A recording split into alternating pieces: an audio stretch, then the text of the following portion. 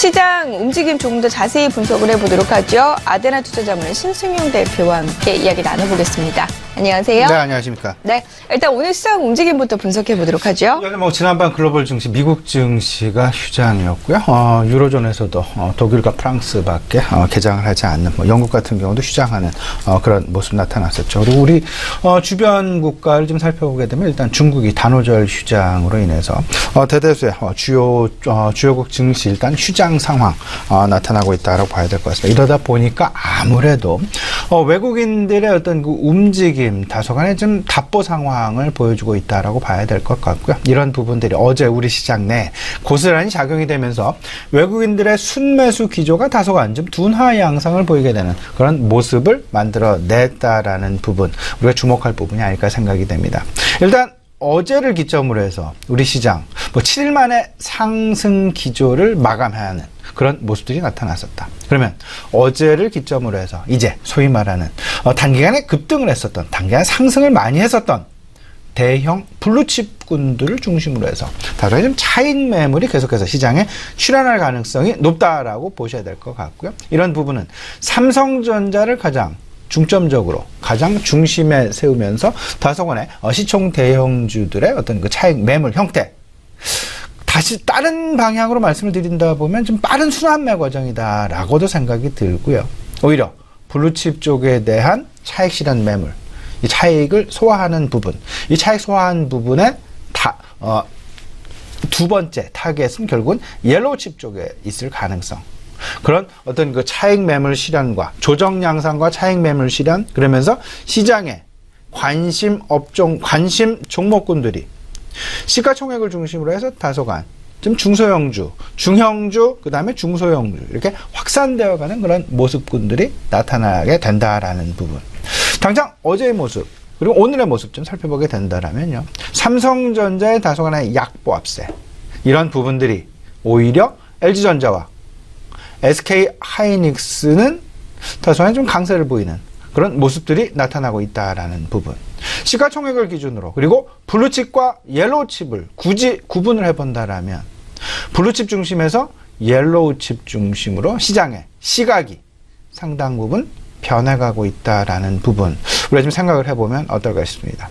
또 한 가지 우리가 살펴볼 부분은 아무래도 지주사와 관련된 부분이 아닐까 생각이 되는데요. 새로운 정부 들어서면서 가장 크게, 그리고 가장 어떤 그 정서적인 변화, 정량적이 아닌 정성적인 부분에서의 변화라고 한다라면, 특히나 기업들의 입장에서는 선거 전부터 수차례 우리 시청자 여러분과 같이 교감을 하면서 말씀을 드린 바가 있었습니다만은 대기업군에 대해서는 다소간의 규제 강화, 하지만 중소기업군에 대해서는 다소간의 규제 완화, 소위 말하는 투트랙 전략이 우리 정부 측에서 나오게 되면서 오히려 중소기업 쪽을 활성화시키면서 일자리를 새롭게 계속해서 만들어 나가는 그런 노력들이 실질적으로 이제 가시화 국면에 들어갔다라는 부분.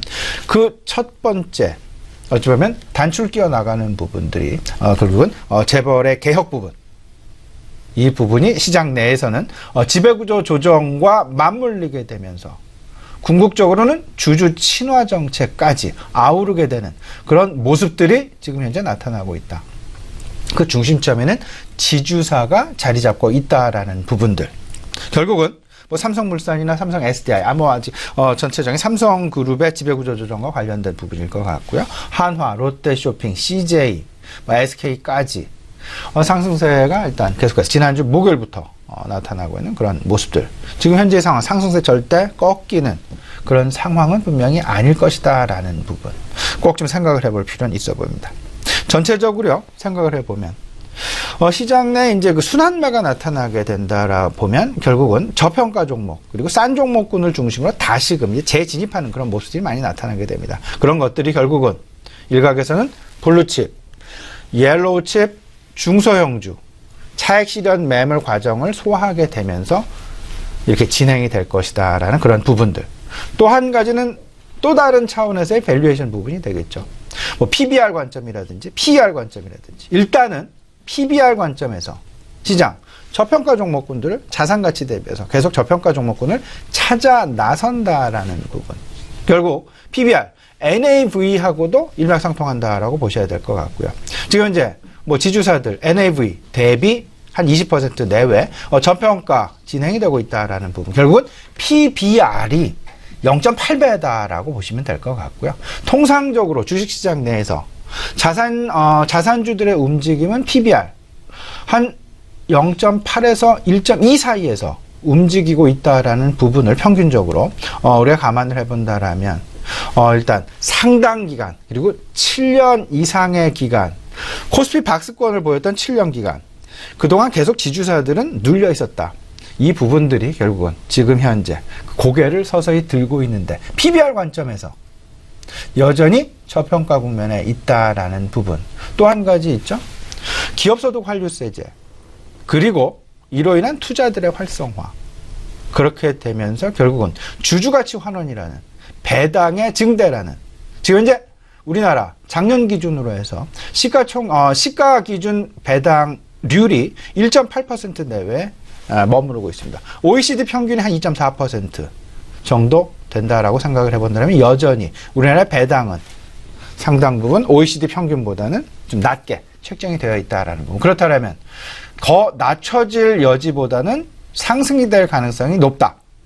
이런 부분들이 결국은 전반적인 주주 환원 정책과 맞물리게 되면서 주주 친화 정책과 맞물리게 되면서 오히려 배당을 많이 주는 그런 기업들에 대한 관심이 높아질 수밖에 없게 될 것이고 그 기업군들의 중심점에는 지주사가 항상 자리 잡고 있다라는 부분.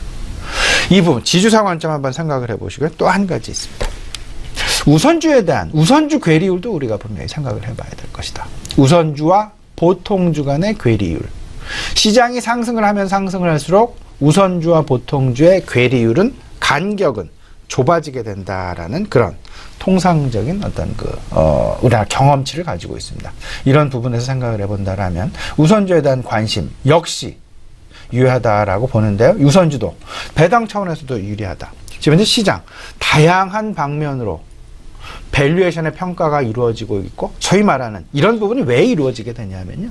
결국은 오른 주식을 용기 있게 계속해서 더 못 사기 때문에 시장의 관심은 덜 오른 주식을 계속해서 찾는 그런 빠른 움직임들이 나타나고 있기 때문이다라고 보셔야 될 것 같고 그런 부분들의 중심점에 지금 현재 상당 기간 시장의 관심에서 지금 제외가 되었던 소외가 되었던 그런 종목군들을 중심으로 해서 빠르게 나타나고 있는데 그런 것들이 결국은 지주사의 지금 현재의 움직임이다라고 생각을 하시면 어떨까 싶습니다.